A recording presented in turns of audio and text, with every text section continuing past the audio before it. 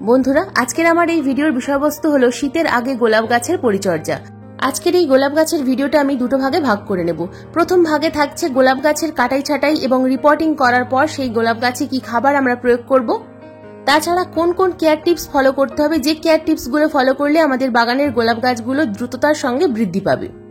এর সাথে দেখাবো যদি তোমাদের বাগানের জমিতে গোলাপ গাছ থাকে সেই জমির গোলাপ গাছে তোমরা কি খাবার প্রয়োগ করবে, কিভাবে পরিচর্যা করবে। এবং দ্বিতীয় ভাগে দেখাবো নতুন গোলাপ চারা কিনে এনে তোমরা কিভাবে প্রতিস্থাপন করবে, কোন ধরনের মিডিয়া তৈরি করবে যে মিডিয়াতে গোলাপ গাছ প্রতিস্থাপন করলে খুব ভালোভাবে বৃদ্ধি পাবে, গোলাপ গাছ সারা বছর বেঁচে থাকবে। তাই আজকের এই ভিডিওটা কিন্তু খুবই গুরুত্বপূর্ণ হতে চলেছে। যদি তোমরা মনে করো যে এই ভিডিওটা তোমাদের কাজে আসবে তাহলে অবশ্যই এই ভিডিওটাকে কিন্তু সম্পূর্ণ মনোযোগ দিয়ে দেখতে থাকবে। আর স্কিপ করে করে দেখলে কিন্তু অনেক কিছুই মিস করে ফেলবে। নমস্কার, আমি লাবণী, আমার বাগানে তোমাদের সবাইকে জানাই স্বাগত। বন্ধুরা, প্রথমেই বলবো ভিডিওর প্রথম ভাগ। ভিডিওর প্রথম ভাগে আমি রেখেছি যে গাছের আমরা ডাল কাটাই ছাটাই করেছিলাম, সেই ডাল কাটাই ছাটাই করার পর গাছে কিন্তু নতুন নতুন গ্রোথ স্টার্ট হয়েছে। যদি তোমাদের বাগানে গাছে এখনো কাটাই ছাটাই করা হয়ে না থাকে তাহলে অবশ্যই এই অক্টোবর মাসের মধ্যেই কাটাই ছাটাইয়ের কাজটা সম্পূর্ণ করে ফেলো, তবেই কিন্তু তোমাদের গাছে নভেম্বর মাসের শেষের দিক থেকে ফুল পাবে। আর যদি আরো দেরি করে কাটাই ছাটাই করো তাহলে কিন্তু আরো দেরি করে তোমরা গাছে ফুল পাবে। গোলাপ মূলত আমাদের বাগানের একটা পার্মানেন্ট ফুলের গাছ, কিন্তু গোলাপ ফুল বেশি ফোটে শীতকালে। নভেম্বর মাস থেকে মার্চ মাস পর্যন্ত কিন্তু আমাদের গোলাপ গাছে প্রচুর পরিমাণে ফুল ফুটতে দেখা যায়। তারপর কিন্তু এপ্রিল মাস থেকে ধীরে ধীরে গোলাপ গাছ ডরমেন্সিতে চলে যায়। এখন কিন্তু ধীরে ধীরে ডরমেন্সি থেকে গাছ বেরিয়ে আসছে, গাছে নতুন নতুন ডালপালা আসছে। আর এই সময় যদি আমরা আমাদের বাগানের গোলাপ গাছগুলোতে ঠিকঠাক মতো পরিচর্যা করতে না পারি তাহলে কিন্তু আমরা সঠিক সময়ে গাছ থেকে ফুল পাবো না। তো কাটাই ছাটাই করার পর আমার গাছে তোমরা দেখতেই পাচ্ছ নতুন নতুন গ্রোথ স্টার্ট হয়েছে। তো এই গ্রোথ স্টার্ট হওয়ার পর আমাদেরকে কিন্তু গাছে খাবার প্রয়োগ করতে হবে। তো এই সময় যদি তোমরা কাটাই ছাটাইয়ের পর কোনো রকম কোনো খাবার প্রয়োগ করে না থাকো তাহলে তোমরা এই সময় আজকের আমি আমার এই ভিডিওতে যে খাবার প্রয়োগ করা দেখাবো এই খাবারটা প্রয়োগ করতে পারো। প্রয়োগ করলে কিন্তু তোমাদের কাজে আসবে, গাছের কিন্তু ভালো গ্রোথ হবে। তো প্রথমেই টবের মাটিটা খুব ভালোভাবে খুশে নিতে হবে। আমি যেহেতু 15 দিন অন্তর অন্তর হালকা করে টবের মাটি খুশে দিই সেই কারণে কিন্তু আমার মাটিটা খুব ঝুরঝুরে রয়েছে। তো এরপর আমি যে খাবারটা এখানে প্রয়োগ করব, এখানে আমি মোট 3টে খাবার প্রয়োগ করব। এই সময় কিন্তু নাইট্রোজেন এবং ফসফরাস সমৃদ্ধ খাবার আমাদের গোলাপ গাছে বেশি প্রয়োগ করতে হবে, তার কারণ এখন গোলাপ গাছের শিকড়ের বৃদ্ধির প্রয়োজন এবং গাছের শিকড়ে যত বৃদ্ধি হবে গাছের ডালপালাও কিন্তু ততটাই বৃদ্ধি পাবে। এখানে আমি রেখেছি 3 থেকে 4 মুঠো পরিমাণ কম্পোস্ট। আমি নিয়েছি গোবর সার, তোমরা এখানে ভার্মি কম্পোস্টও নিতে পারো। নিয়েছি হাফ চামচ পরিমাণ ডিএপি, বায়ো ডিএপি এবং হাফ চামচ পরিমাণ নিলাম ফ্রেশ চা পাতা। তোমরা এখানে হাফ চামচ পরিমাণ কফি পাউডারও ইউজ করতে পারো। ডিএপি আমি এখানে বায়ো ডিএপি নিয়েছি, তোমরা চাইলে এখানে কিন্তু রাসায়নিক ডিএপি টবের সাইজ অনুযায়ী গুনে গুনে দানা নেবে। তবে বায়ো ডিএপি গাছে প্রয়োগ করলে কিন্তু গাছের গ্রোথ ভালো হয়। রাসায়নিক ডিএপি অনেক সময় গাছের যে নতুন কচি কচি ব্রাঞ্চ আসে সেই ব্রাঞ্চকে জ্বালিয়ে দিতে পারে। সেই কারণে আমি কিন্তু তোমাদেরকে বলবো বিশেষ করে গোলাপ গাছের ক্ষেত্রে রাসায়নিক খাবারটা একটু কম প্রয়োগ করে যদি জৈব খাবার প্রয়োগ করতে পারো তাহলে কিন্তু খুব ভালো রেজাল্ট পাওয়া যায়। তো এই 3টে উপাদান আমি খুব ভালোভাবে মিশিয়ে কিন্তু টবের মাটিতে দিয়ে দিলাম। তো এরপর আমি দিয়ে দিচ্ছি ভরপুর মাত্রায় জল। যখন মাটি একটু শুকনো হবে তখনই কিন্তু এই খাবারটা আমাদেরকে প্রয়োগ করতে হবে। তো এ তো গেল আমাদের টবের গাছের কথা। টবের গাছে আমরা কি খাবার প্রয়োগ করব, এবার দেখাবো জমির গাছ। যদি তোমাদের বাগানে জমিতে গাছ থাকে তাহলে সেক্ষেত্রে জমির গাছে তোমরা কি খাবার এই সময় প্রয়োগ করবে। তো আমার বাগানে জমির গাছগুলো দেখতে পাচ্ছ এগুলো অনেকটাই বড় বড় গাছ। তো এগুলোর বয়স এক একটা গাছের বয়স 3 থেকে 4 বছর করে বয়স। তোমরা তোমাদের গাছের সাইজ অনুযায়ী কিন্তু খাবার প্রয়োগ করবে। তো আমি এই গাছের কিন্তু ঠিক 7 দিন আগে কাটাই ছাটাই করেছি। তো 7 দিন পর আমি গাছে খাবার প্রয়োগ করছি।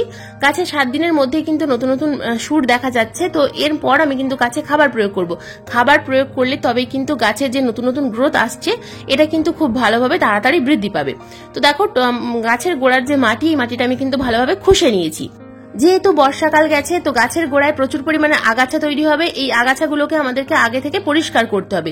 আগাছা পরিষ্কার করার পর ভালোভাবে মাটিটাকে খুশে দিতে হবে।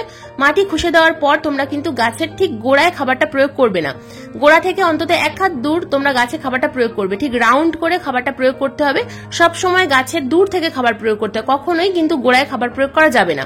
তো আমি যে খাবারটা এখানে প্রয়োগ করছি সেটা হলো মিশ্র খাবার। আমি যে মিশ্র খাবার তৈরির ভিডিও তোমাদের কিছুদিন আগে দিয়েছিলাম, 1 মাস আগে, তো সেই খাবার যদি তোমরা তৈরি করে থাকো তাহলে তোমরা সেই খাবার কিন্তু এই জমির গাছে প্রয়োগ করবে। যেহেতু আমার গাছের বয়স অনেকটাই বেশি, সেই কারণে আমি কিন্তু এখানে এক একটা গাছে 500 গ্রাম করে খাবার প্রয়োগ করব। কিন্তু যদি তোমাদের জমির গাছের বয়স কম হয় সেক্ষেত্রে কিন্তু তোমরা এখানে 250 গ্রাম করে প্রয়োগ করবে। তো যদি তোমরা মিশ্র খাবারটা তৈরি করে না থাকো তাহলে কিন্তু এখনো সময় আছে, প্রয়োগ করে মিশ্র খাবার তৈরি করে রেখে দাও, তারপর তোমরা গাছে প্রয়োগ করতে পারবে। অন্তত 10 দিন রেখে দিয়ে তারপর তোমরা গাছে কিন্তু প্রয়োগ করতে পারবে। সেক্ষেত্রে তোমরা সরিষার খোলটা পরিমাণে একটু কম মেশাতে হবে। যেহেতু আমি এখানে 1 মাস রেখেছিলাম তাই সরিষার খোল ছিল এর সঙ্গে মেশানো। তো আমি লিংক দিয়ে দেবো ডেসক্রিপশন বক্সে, তোমরা চাইলে কিন্তু ভিডিওটা দেখে নিতে পারো। তো খাবার প্রয়োগ করার পর আমি দিয়ে দিলাম গোবর সার। তো তোমরা এখানে ভার্মি কম্পোস্ট দিতে পারো। তো বন্ধুরা, এই ভিডিওটা কেন দিলাম, আমি অনেকেই তোমরা প্রশ্ন করো যে জমির গাছের পরিচর্যা দেখানোর জন্য, তো সেই কারণে আমি কিন্তু এই পরিচর্যাটা তোমাদেরকে এই ভিডিওর মাধ্যমে দেখিয়ে দিলাম। যদি তোমাদের বাগানে জমিতে গোলাপ গাছ থেকে থাকে তাহলে এই সময় কিন্তু কাটাই ছাটাই এবং গাছে খাবার প্রয়োগ করার কাজটা সেরে ফেলো, তবেই কিন্তু তোমরা নভেম্বর মাস থেকে প্রচুর পরিমাণে ফুল আসবে।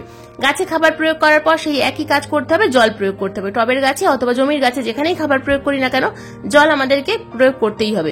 যেহেতু গাছের মাটি শুকনো, গোড়ার মাটি, সেই কারণে খাবারটা প্রয়োগ করতে হবে। গাছের গোড়ার মাটি হালকা শুকনো হলে তবেই কিন্তু এই খাবার প্রয়োগ করতে হবে।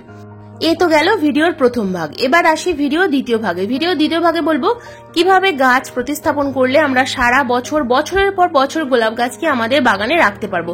অনেকেই আমরা গোলাপ গাছ কিনে এনে প্রতিস্থাপন তো করি, কিন্তু কিছুদিন পর দেখা যায় যখনই গ্রীষ্মকাল আসবে গাছটা কিন্তু হঠাৎ করে ঝিমিয়ে যায় এবং মারা যায়। তো এর একমাত্র কারণ হলো মিডিয়া। বন্ধুরা, আমরা যদি মিডিয়া ভালোভাবে তৈরি করে গাছ প্রতিস্থাপন করতে পারি তাহলে কিন্তু কখনোই আমাদের বাগানের গোলাপ গাছ মারা যাবে না।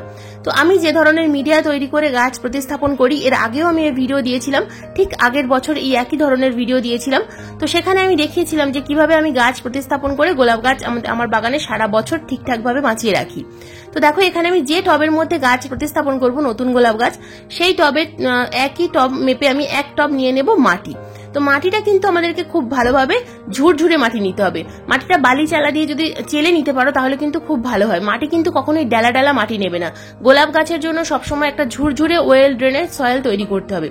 তো মাটি নিয়ে নিলাম 1 টব পরিমাণ। আবার সেই একই টব মেপে আমি নিয়ে নেব গোবর সার। তোমরা এখানে কিন্তু 1 বছরের পুরনো গোবর সার নিতে পারো অথবা ভার্মি কম্পোস্ট নিতে পারো। গোবর সার সবসময় হাতের কাছে থাকে না, সেই কারণে ভার্মি কম্পোস্টও নেওয়া যাবে, অথবা পাতা পচা সার নিতে পারো। তো আমি 1 টব নিয়ে নিলাম মাটি, 1 টব নিয়ে নিলাম ভার্মি কম্পোস্ট বা গোবর সার। এরপর দেখো নিয়ে নেব আমি ঠিক এই একই টবের অর্ধেক টব পরিমাণ নিয়ে নেব কোকোপিট। কোকোপিট অবশ্যই অল্প করে দিতে হবে, কিন্তু খুব বেশি নয়। যদি কোকোপিট না দিতে পারো তাহলে কিন্তু এখানে তোমরা ধানের খোসা দিতে পারো। ধানের যে খোসা অনলাইনে পাওয়া যায় অথবা অনেক জায়গায় কিনতে পাওয়া যায়, অনেক যেখানে গাছের খাবার পাওয়া যায় সেখানেও পাওয়া যায়।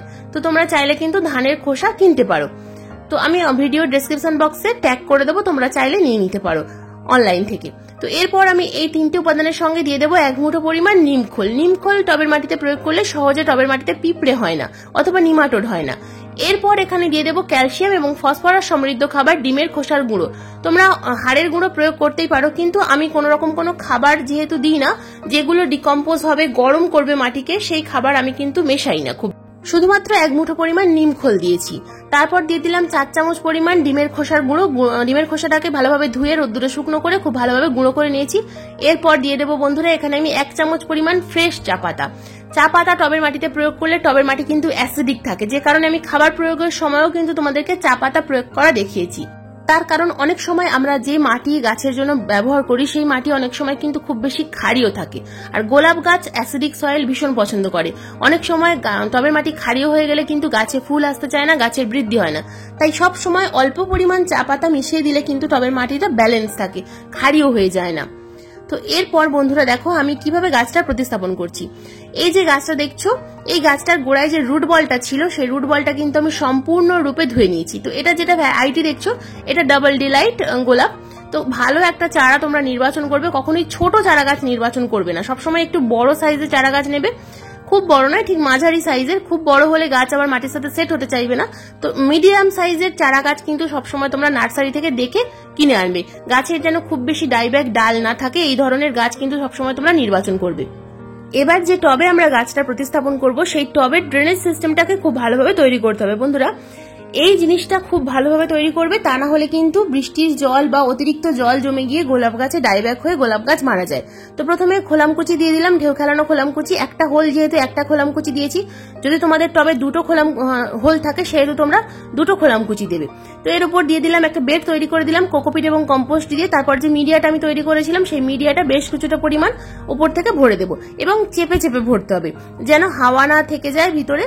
তো এইভাবে প্রতিস্থাপন করলে কিন্তু গাছটা আমাদের খুব ভালোভাবে মাটির সাথে সেট হবে।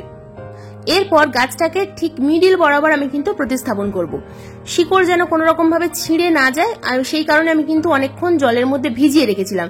জলের মধ্যে অনেকক্ষণ রুট বল ভিজিয়ে রাখলে কিন্তু অটোমেটিক রুট বলটা ধুয়ে যাবে, কোনো রকম ভাবে টানাটানি করতে যাবে না, তাহলে কিন্তু রুট ছিঁড়ে যেতে পারে। আর রুট ছিঁড়ে গেলে কিন্তু গাছ ঝিমিয়ে যাবে, গাছ নাও বাঁচতে পারে। তো দেখো আমার কিন্তু ভালোভাবে প্রতিস্থাপন করা হয়ে গেল। একটু চেপে চেপে প্রতিস্থাপন করতে হবে যেন গাছটা নড়ে না যায়।